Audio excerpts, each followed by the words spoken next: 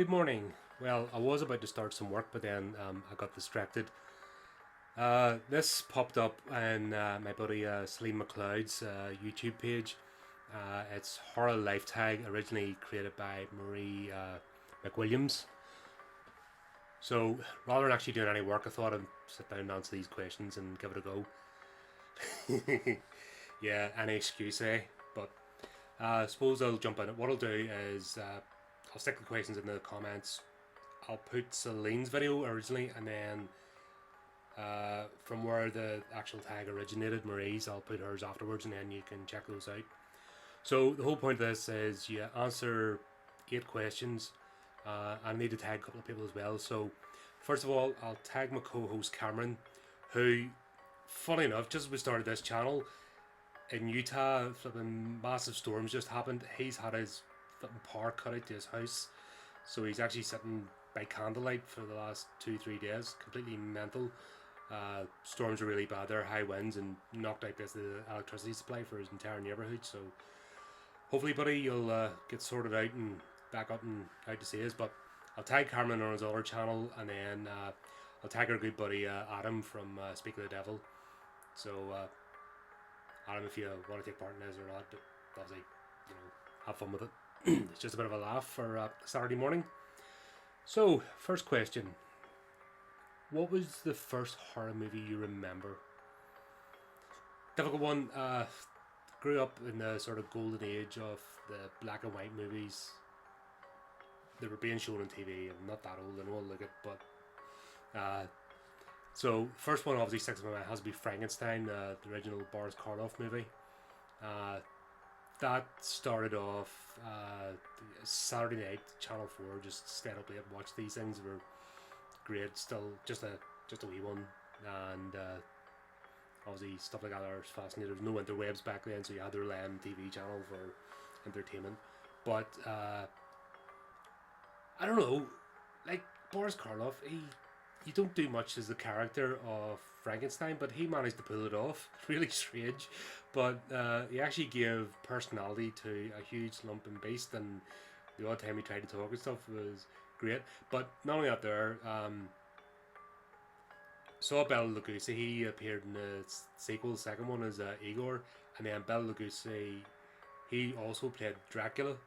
So this started off a whole genre of horror movies. You had Frankenstein meets the Wolfman, and I think we had one with Abbott and Costello meets Frankenstein. You had Bela Lugosi as well as Dracula.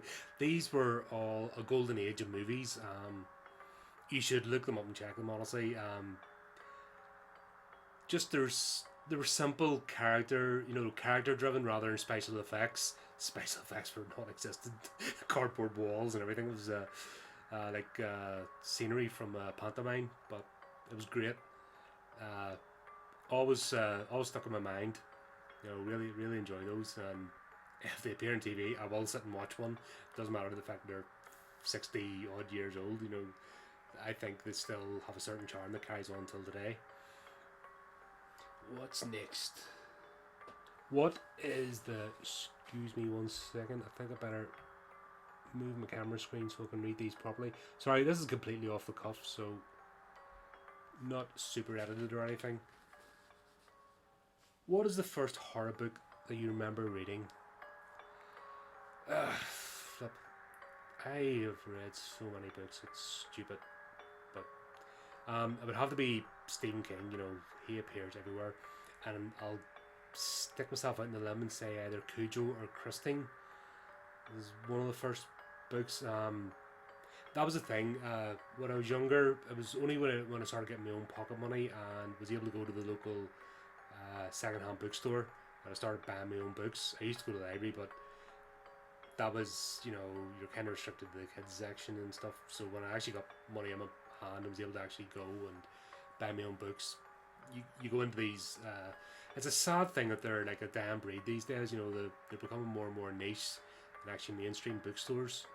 I suppose sign of the times, but you go in and you're just surrounded wall to wall, just musty old books. And it seemed to be the further back into the story you go into the darkness was actually the sort of more sort of niche and horrific, where all the kind of general uh, good, feel good and romance novels all were at the front, and the brightly lit. But when you step further back in this door, even if it was only like a tiny store, it still felt as if you were going into the shadows when you went between two bookshelves. But I think I enjoyed the story of Cujo in the book more, but I preferred the movie of Christine, if that makes sense. So when I read the book, Christine, it hasn't really stuck in my mind, but Cujo I can kind of remember back to some of the scenes, and just remember being more sort of resonated with me. And that it's the same as I watched the movie Carrie first in his collections, and when I read the book, it was awful, which I'm glad I never read Carrie until years later, because I found that book really difficult to read. So Stephen King could be kind of hit or miss at times, but definitely I'll go with Cujo. That's still a good book I can pick up today. What was the movie that made you a horror fan? God, like I said, from the Frankenstein movies and all, they got me in. But if we're talking sort of 80s, sort of modern day horror, it would have to be the first in the House series. So there was 3 movies made. House was the first one. It was a guy, his aunt kills herself, he gets bequeathed the house, he moves in, and he starts getting haunted. I was only a kid when I watched it, and it was a scene in particular. He'd split up from his wife. That's what it was. He had split up from his wife. Things were going wrong. He was a writer, so he moved into this old house to try and write. And the scene is, his wife turns up at the front door, lets her in. It's bright daylight. That's the thing about this horror movie as well. The stuff happens in bright daylight as well as darkness, where a lot of movies are cliche, waste the night time and that there. But this, middle of the day, front door's open, and all of a sudden his wife transforms into some sort of creature. Now, when you look back on it, like, you laugh at it. It's comedy. Like the second in the series, House 2, was just comedy. The third one was terrible. Ignore that one. I hate the way Hollywood they get a good franchise, or they get an idea, and then they just have to rubber stamp that title on the biggest sort of crap, instead of just making just trying to basically leech off the back of a franchise or an idea, and then it destroys what was originally created. But the first 2 House movies, yeah, that got me into the whole, especially the whole 80s, the special effects and the characters. Not, you know, once again, it has its own era, like the 1930s and 40s with Boris Karloff and even the Hammer House, you know, the Hammer Horror series and that sort of thing have their charm for their time. So does the 80s. Seems like when you, like, they're staples of today. You think about like Poltergeist, Amityville Horror, you know, they're icons, you know, they still stand today, and that's telling, really. What is the first book that made you a horror fan? That's an interesting one. Even though the first books were like Stephen King, on him alone, I wouldn't have become a horror fan. I'm more of a fantasy reader, if that makes sense. So my primary books to go to are fantasy series. Horror is a close second. I love horror movies. I love horror storytelling. But like I said, if I'm going to a bookshop and I see a fantasy series, that's what I'm going for. But Psycho by Robert Bloch, that I actually bought. I didn't go in and buy just one book. It just happens that Psycho 1 and Psycho 2 were together on the shelf, and I got them both. But let's say the Psycho series by Robert Bloch is, I think I preferred the second one because it was actually him in the hospital and getting out of the hospital, and did he escape or did he get released? God, I'm gonna have. I should have done some research. Like I said, this is off the cuff, but I think I preferred the second book, but you can't. You know, I mean, you have to read the series as a whole, because the second book doesn't make any sense without the first one. But yeah, definitely out with the books. What is your favourite horror movie of all time? Oh, that's easy. That has to be Nightmare on Elm Street. I'm a massive Freddy Krueger / Robert Englund fan. He just brought that character to life. Funnily enough, it was actually the third movie I watched first. So Dream Warriors, I watched that. That was the first in the series I watched, and that's when the first two were horror, traditional horror, scary. The third one was when it started to go into comedy horror, and Freddy was more of a personality than just a creepy thing in the dark.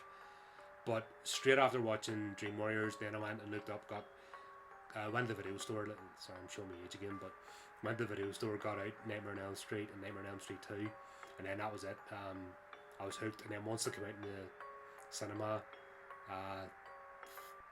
lucky enough, back in the day, the age restrictions weren't that strict, so you could go to the cinema and sort of go into a 15 at the time, either 15 or 18, but you could kind of sneak in, or what you would do is you go into a movie that was just starting beforehand, and then you would sneak out and go into the older one, and see it. But after watching the third one, I think the third one just came out, I watched it in videotape, and then that was it. I was just hooked in the whole series, Freddy's Nightmares and all the Nightmare on Elm Street.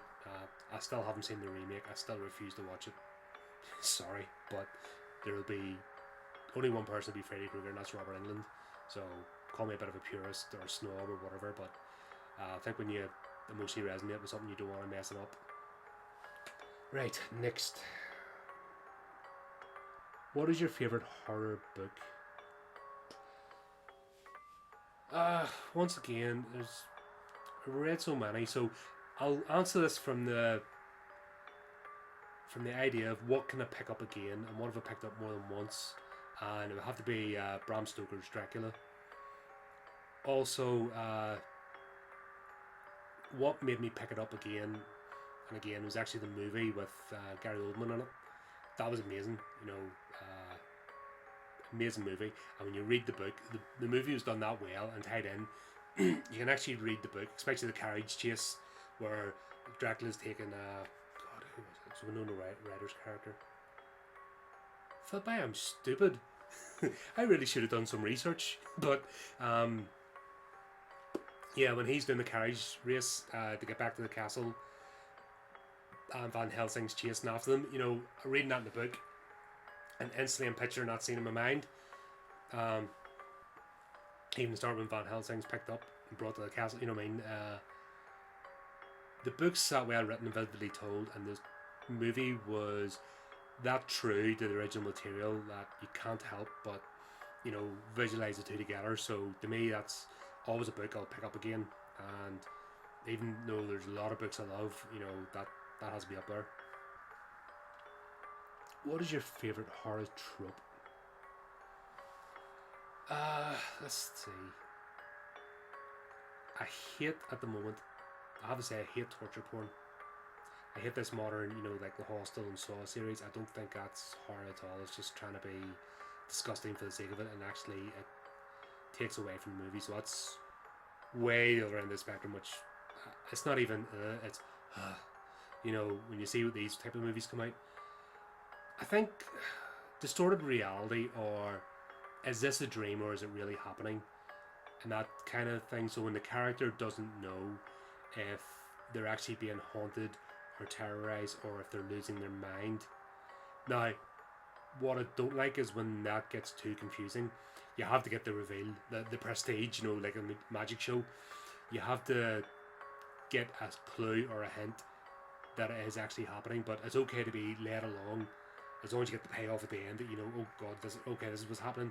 But I love that idea of the character doesn't actually know, and the audience don't know as well. Because what was it? As Alfred Hitchcock said, he'd rather that the audience be confused than bored. So I don't like when you just know exactly. You can you start off straight away, and it's boom, boom, boom, boom, boom, boom, boom, and you know exactly what's going to happen. I like a bit of mystery and twist and turn. But yeah. Why do I love horror?